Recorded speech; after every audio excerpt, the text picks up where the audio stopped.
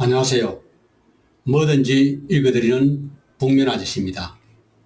오늘은 담백하게 산다는 것, 부제로는 불필요한 감정에 의연해지는 삶의 태도를 요약해서 읽어드리겠습니다.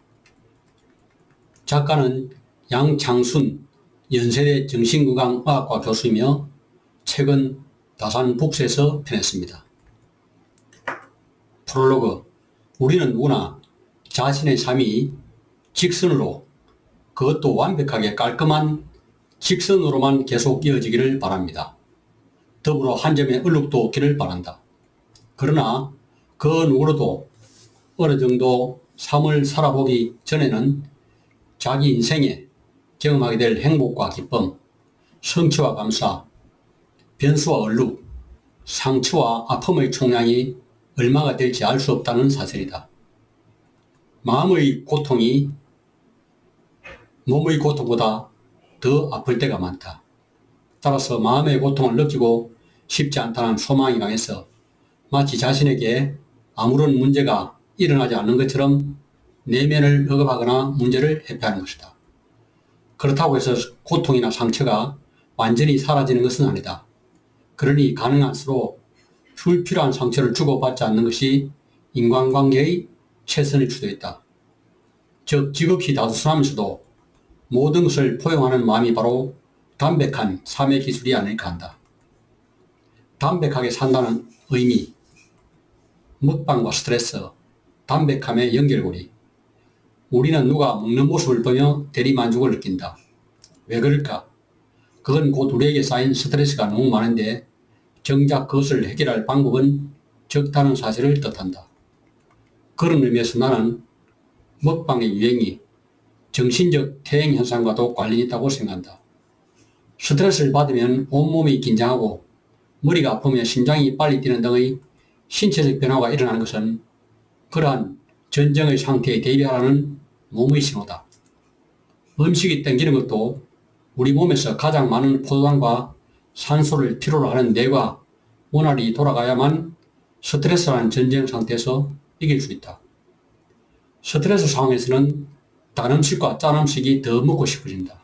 반면 마음이 편안할 때는 대체로 간이 덜하고 담백하면서도 영양이 풍부한 음식을 찾게 된다. 우리의 뇌가 신호를 보내기 때문이다. 더 이상 적과 싸울 필요가 없으니 긴장을 풀고 여유를 찾으라는 메시지다. 담백함에 어울리는 맛과 계절, 그리고 사람들. 그렇다면 무엇이 담백함에 가장 잘 어울리는 맛일까? 우리는 단순히 밍밍하고 싱거운 맛을 두고 담백하다고 말하지 않는다.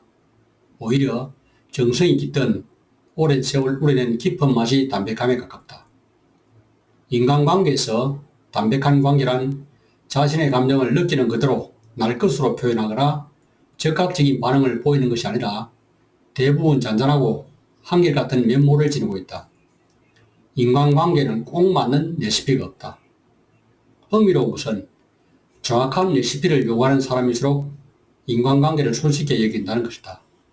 사실 인간관계 비법이 달리 있는 게 아니다. 상대를 존중해주고 경청하고 배려해주기가 바로 것이다.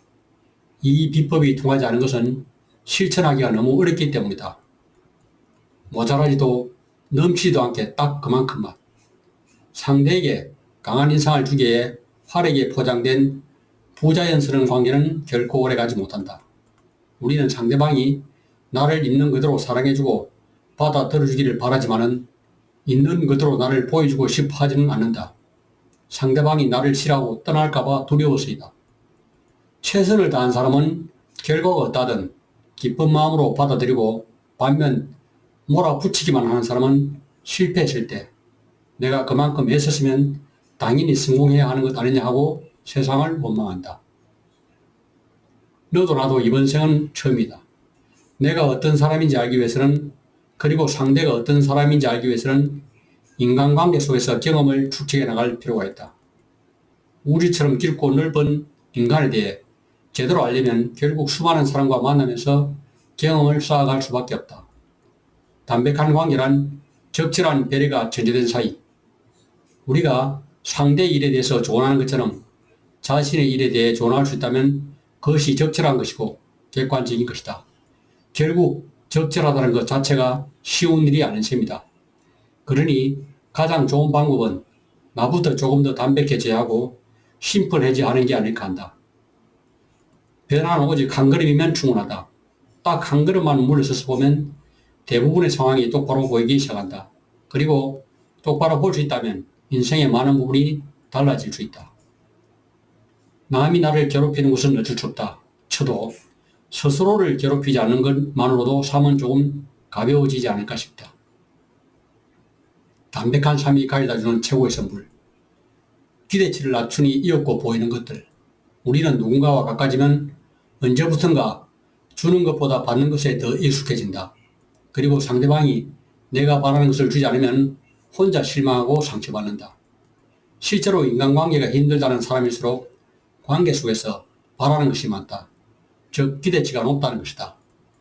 언제나 모든 사람과 잘 지내야 하고 내가 모임의 중심이 돼야 하고 내 주위에 있는 사람들이 다 나를 최고로 느끼게 해야 한다고 생각한다. 그들의 말을 들으면 숨이 막힐 지경이다. 모든 사람과 잘 지내려면 거기에 투자해야 하는 시간과 돈도 커지기 때문이다. 우리가 기대치라는 문제를 해결하기 위해서는 마음을 비우는 수밖에 없다. 불안과 애매모호함을 견디는 힘. 삶이 어려운 이유는 그것이 불확실하기 때문이다. 결국 불안을 잘 이겨내는 사람은 성공의 열매를 맛보지만 불안감이 지면 추락하거나 건강마저 잃게 됩니다. 마음은 노력 없이 저절로 치유되지라는 믿음은 틀렸다. 그런 일은 절대로 일어나지 않는다. 내 마음을 위한 노력들이 모여 삶이 가벼워질 때 우리는 비로소 불안과 애매모호하면서 견디는 힘을 조금이나마 얻을 수 있다. 실수에 대해 담백하게 웃을 수 있는 용기. 실수에 대해 집착하지 말자는 것이다. 필름 대강기를 멈추고 그 대신 내가 저지른 실수에 대해 관용을 베풀자고 생각하는 것이다. 할 수만 있다면 내가 저지른 실수에 대해 담담하게 웃을 수 있는 용기를 갖고 그동안 내가 얼마나 유연성 없이 살아왔는지 깨닫는 것이다. 자신이 저지른 실수가 타인이 아니라 자신만을 아프게 할 경우 그 죄를 용서해도 된다는 것이다. 더 이상 뒷담화에 흔들리지 않는 의람. 즉 누군가에 대해 험담하는 사람들이 그 당사자에 대해 딱히 미운 마음을 갖고 그러는 것이 아닐 것이다. 그냥 인간이 지닌 본래의 심리가 그럴 뿐이다. 스트레스를 받으면 우리의 몸은 아드레날린을 분비한다. 아드레날린이 나오면 공격성이 증가한다. 일종의 긴장 상태가 활성화되는 것이다. 그래서 누군가를 중보는 일도 주람을 깨뜨리기 위한 행동 중 하나라고 이해하면 편안하다. 문제는 한번 남의 뒷담화에 맛을 들이면 자기도 모르게 계속해서 그 버릇을 키워나간다는 것이다. 인간의 행동은 반복될수록 내성이 생겨서 더 크고 강한 것을 찾게 되기 마련이다. 악플이 더 공격적이 되어갈 수밖에 없는 이유다. 그러니 이 세상이 나를 비난하고 욕하는 사람이 있다고 하여 겁먹거나 위축될 필요는 없다.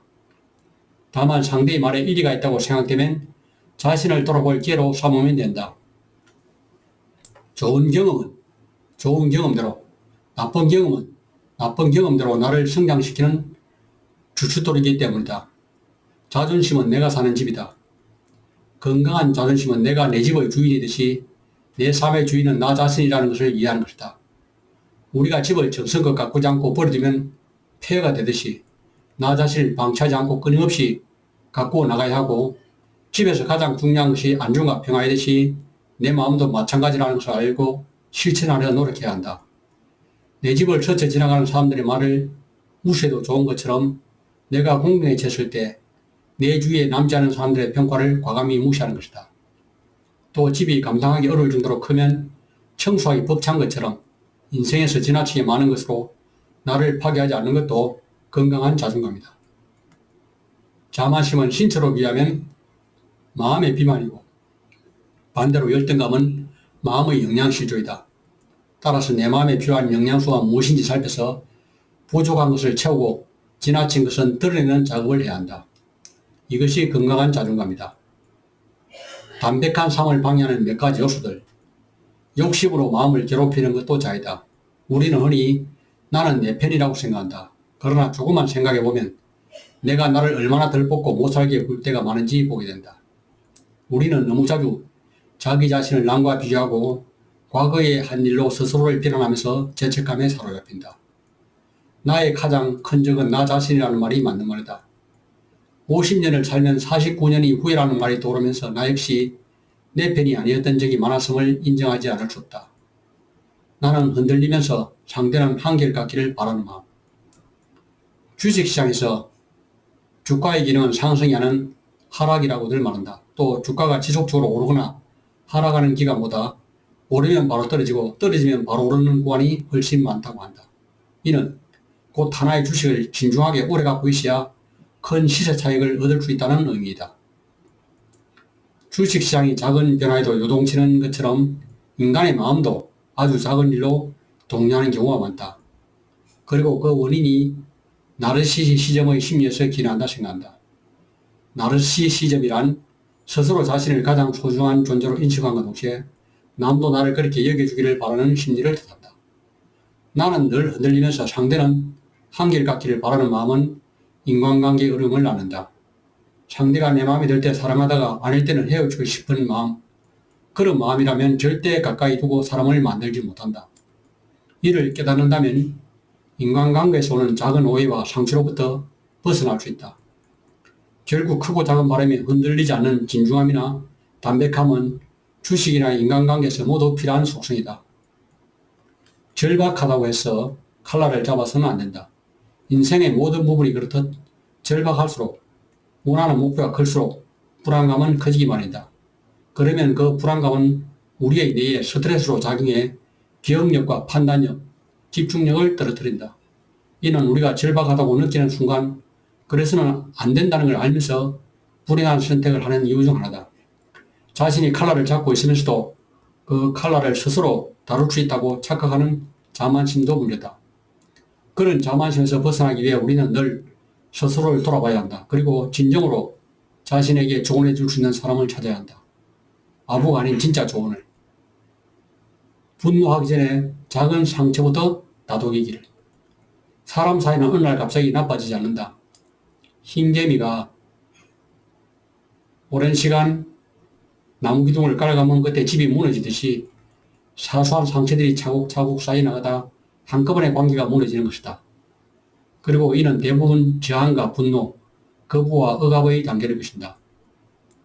누군가로 인해 내 마음을, 내 시간을 분노로 채울 필요는 없다. 물론 어려운 일이다. 그러나 그렇게 생각하려고 노력하는 데 드는 에너지가 누군가를 미워하고 분노하는 데 낭비하는 에너지보다 더 작다는 점은 분명하다. 열등감이라는 어두운 그림자. 열등감은 우리 내부에 자리 잡고 있으면서 나의 성격과 삶을 조종하는 일종의 어두운 그림자이다. 열등감이 인간의 잠재력을 마비시킨다. 다만 열등감이라는 감정이 꼭 나쁜 것만은 아니다. 만약 모든 걸 다 갖추고 있다면 우리의 삶에서 더 이상 흥미나 성취 등들을 못 느낄지도 모른다. 그런 의미에서 열등감은 성장의 밑거름으로 작용할 수 있다. 누구도 모든 것을 갖춘 채로 태어나지 못한다. 이를 받아들이는 것이 열등감을 치유하는 첫 걸음이다. 담백한 삶을 위한 마음 솔루션. 손실 혐오에서만 벗어나도 절반은 성공이다. 사람들은 돈이 오가는 투자를 할 때조차 경제 논리보다는 자신의 감정에 충실하려는 경향을 갖고 있다고 한다. 설마 그럴 리가 있겠냐마는 손실 혐오의 법칙이라는 말까지 생겨난 걸 보면 그런 경향이 실제로 있는 듯하다. 실제로 많은 사람들이 감정적인 영향 때문에 좋은 주식은 너무 일찍 팔고 나쁜 주식은 오래 갖고 있다고 한다. 이러한 사실은 무언가를 잃는다는 사실로 인해 받는 정서적 충격 때문에 우리는 그것을 잃지 않으려는 강한 동기를 지니고 있다는 말로 해석하는 사람도 있다. 내 인복은 내가 만들어가는 편이 낫다. 인복이라는 높은 기대치를 버리고 어떤 인간관계에서든 크고 작은 상처와 갈등이 늘 함께 하기 마련이라는 사실을 받아들이는 것이다. 불필요한 것들로부터 현명하게 거리두기. 태어나서 우리가 극복해야 할 과제는 바로 나 자신을 주장하는 것, 나의 리듬에 맞게 살아가는 것이다. 그런데 어느 순간 우리는 그런 본성을 잃어버렸다. 사랑받고 인정받고 싶다는 욕구 때문이다. 결론적으로 인간관계에서 가장 필요한 기본은 나의 울타리를 갖는 길이라 할 수 있다. 내가 불편함을 느끼는 관계는 과감하게 정리하거나 혹은 최소한의 일정 거리를 유지할 필요가 있겠다는 것을 상기하지 않을 수 없다. 한때 우리가 남이가라는 말이 유행한 적이 있다.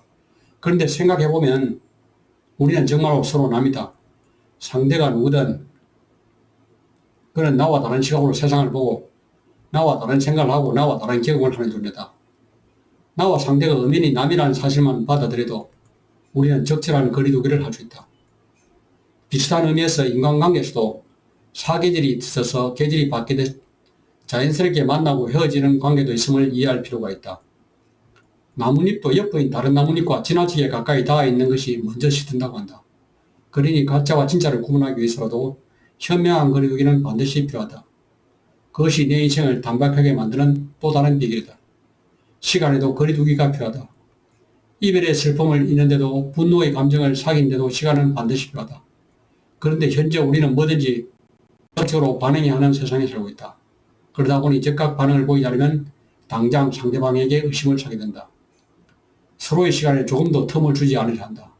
그러나 즉각적으로 반응하는 것만이 옳은 일은 아닌 것이다. 적절한 응수가 때마침 떠오르지 않은 것은 억울한 일인 게 분명하다. 하지만 그렇게 함으로써 시간적 거리를 두고 더 나쁜 결과를 초래하지 않을 수 있다면 그 편이 훨씬 더 다행인 일인 것 역시 틀림없다. 그런 의미에서 시간이 약이라는 말은 정말 맞는 말이다. 일단 멈추고 둘러보고 다시 시작한다. 마음을 평안하게 하려면 뇌를 평안하게 하면 된다. 뇌를 평안하게 하려면 과부하를 막아야 한다. 뇌에 불필요한 일들을 덜 시키는 것이다. 그러려면 매사에 덜 신경 쓰고 덜 불안해하고 덜 분노하고 덜 긴장할 필요가 있다. 다른 말로 하면 마음의 여유를 갖고 담백함을 실천해야 하는 것이다. 감정은 잘게 나누고 무엇에 민감한지 체크하기. 매사에 차분하기보다 감정적으로 반응하는 경우 그 결과가 좋지 않을 가능성이 높다. 그러므로 감정이 복잡할 때는 억지로 그것을 해결하려 하지 않는 자세가 필요하다. 감정을 다스리기 위해서는 일정한 시간이 필요하다. 그것보다 더 중요한 것은 자신이 느낀 감정을 잘게 나누고 해결 방법도 세세하게 나눠보는 것이다. 인간의 감정이란 정말 오묘해서 내가 느끼는 감정을 있는 그대로 상대가 받아들일 확률은 거의 없다. 빛이 직진하는 것보다 굴절하는 경우가 많은 것처럼 인간관계에서도 내 감정이 그대로 전달되기보다 상대방의 상태에 따라 왜곡되는 경우가 많은 것이다. 이런 사실을 감안하면 힘든 감정일수록 시간을 두는 편이 좋다. 내게 불필요한 압력을 행사하는 감정들에 대해서는 단호히 대응하는 자세가 필요하다. 그 방법 중 하나가 감정을 잘게 나누기다. 내가 마주하는 대상의 크기가 작을수록 우린 더 단호해질 용기를 낼 수 있으므로 그것만으로도 감정적인 문제는 반으로 줄어든다. 담백하게 지금 이 순간을 살아가는 법. 마음 에너지에도 저축이 필요하다. 그 무엇보다 우리가 중요하게 생각할 시간은 자신이 누구이며 지금 어디에 있는지 생각하는 시간이어야 한다. 길지도 않다. 하루에 딱 5분이나 10분이면 충분하다. 신체적 활동이 많을수록 우리의 몸은 더 많은 에너지를 필요로 한다. 그래서 하루에 세 끼 외에도 건강보조식품이나 비타민 등을 챙겨 먹는다. 몸처럼 마음 역시 스트레스가 많다면 비타민을 챙겨줘야 한다. 그 비타민은 희망과 의미이다. 자기 삶에 희망을 갖고 자신의 존재 의미를 찾는 것, 인생에서 궁극적으로 그보다 더 멋진 목표는 없을 것이다. 그러나 그 전에 먼저 마음 에너지를 낭비하지 않도록 노력하는 일이 필요하다. 마음 에너지도 저축이 필요하다. 그래서 필요할 때 조금씩 꺼내 쓸 수 있는 것이다. 자신의 감정을 낭비할수록 생명도 낭비된다고 생각하면 불필요한 일에 불필요하게 마음 에너지를 쓰는 일이 줄어들지 않을까. 감사하는 마음은 내 세포도 건강하게 만든다. 아무리 내가 많은 것을 조회해도 그것이 야망의 성취든 돈이든 인간관계든 간에 스스로 충분하다고 생각하지 않으면 갈증은 계속될 수밖에 없다. 그러니 행복해지기 위한 방법 중 하나는 내가 가진 것을 객관적으로 평가해 보면서 감사하는 마음을 갖는 게 아닐까 싶다. 만족이란 한자는 물이 발을 적신다는 뜻이다. 그런데 우리는 돈이든 명예든 뭐까지 적셔주기를 바란다. 우리에게 있는 건 지금 그리고 여기뿐. 그런데도 우리는 너무 자주 과거의 발목을 잡히거나 미래에 대한 불안에 흔들리면서 가장 중요한 현재를 낭비하고 한다. 나는 현재에 집중하는 것을 아이스크림 먹기에 비유하고 한다. 아이스크림을 먹을 때는 그것에만 집중해야 한다. 어떻게 먹을까 망설이거나 다른 사람의 것과 비교하거나 지난번에 먹은 것 더 맛있는데 하며 후회하는 동안 아이스크림은 녹아내리기 때문이다. 그럼에도 불구하고 서로 사랑하는 마음을 간직해야 한다. 누군가로부터 온전히 사랑받는 경험이 중요한 이유는 우리를 살게 하는 정신적 양식이기 때문이다. 다만 안타깝게도 삶의 위기가 닥치면 오히려 가까운 사람들과의 관계가 멀어지는 경우도 적지 않은 것이 우리의 현실이다. 이제 가장 중요한 것은 상대방을 내가 원하는 모습으로 고치려고 하지 않는 것이다. 그 대신 있는 그대로의 모습을 수용하려고 애써야 한다.